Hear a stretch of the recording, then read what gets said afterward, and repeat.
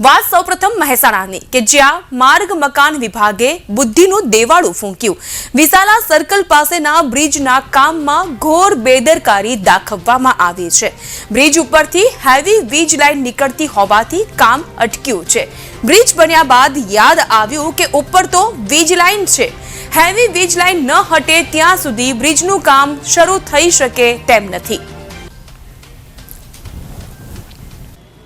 અમદાવાદથી લઈને દિલ્હીના વચ્ચેનો જે મહેસાણા સર્કલ પર બ્રિજ બની રહ્યો છે એ બાબતે ઘણા સમયથી ટ્રાફિક સમસ્યા ત્યાં ખૂબ જ થાય છે। મારું ગુજરાત રાજ્યના માર્ગ મકાન મંત્રીને મેં પત્ર દ્વારા પૂછ્યું છે કે જ્યારે આ બ્રિજનું ટેન્ડર બહાર પાડ્યું હશે, આપશ્રીએ પાડ્યું હશે, એ પછી જે કંઈ કંપનીને આ કામ મળ્યું હશે એને ડ્રોઈંગ તૈયાર કર્યું હશે, બજેટ તૈયાર કર્યું હશે, તો જ્યાં સુધી 50% કામ પતી જવાયું ત્યારે આ લોકોને ખબર પડી કે ભાઈ આ બ્રિજ ઉપરથી હેવી લાઇન પસાર થાય છે।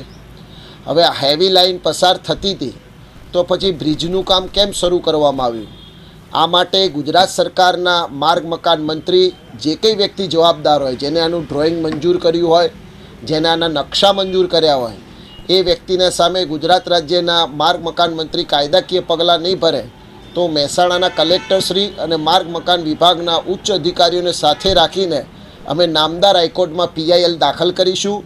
કારણ કે કરોડો રૂપિયાના ખર્ચે બનતો આ બ્રિજ એકદમ સડનલી તમારી ગેરકાયદેસર મૂર્ખામી અને તમારી યોગ્યતા જળવાઈ નહીં તેના બદલ મારી ગુજરાત રાજ્યની ટેક્સ ભરતી પ્રજા જે પરપ્રાંતથી આવતી જતી હોય તેને ભારે મુશ્કેલી પડે છે।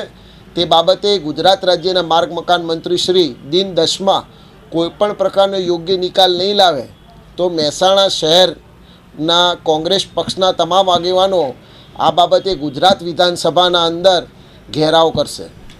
માર્ગ અને મકાન વિભાગે કહી શકાય કે બુદ્ધિનું દિવાળું ફૂક્યું હોય તેવું કામ? માર્ગ અને મકાન વિભાગ તો એવું કહે છે કે આ નેશનલ ઓથોરિટીનું કામ છે, અમારું કામ નથી। પણ જ્યારે કોઈપણ વસ્તુ બનતી હોય, જ્યારે કોઈપણ બ્રિજ બનતું હોય, માર્ગ મકાન વિભાગ એના સાથે સંલગ્ન જ હોય। તમે જ્યારે ડ્રોઈંગ દોર્યું ત્યારે શું જોયું નહોતું? હવે તો વાત એવી પણ મળી છે કે ભાઈ આ જે પાવર હેવી લાઇન જાય છે તો અદાણીની છે।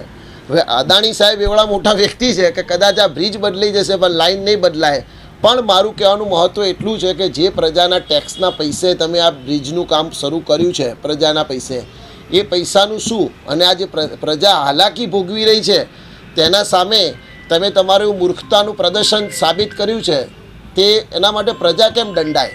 તેના માટે અમે આવનારા દિવસોના અંદર જલદ આંદોલન કરવાની પણ ફરજ પડશે।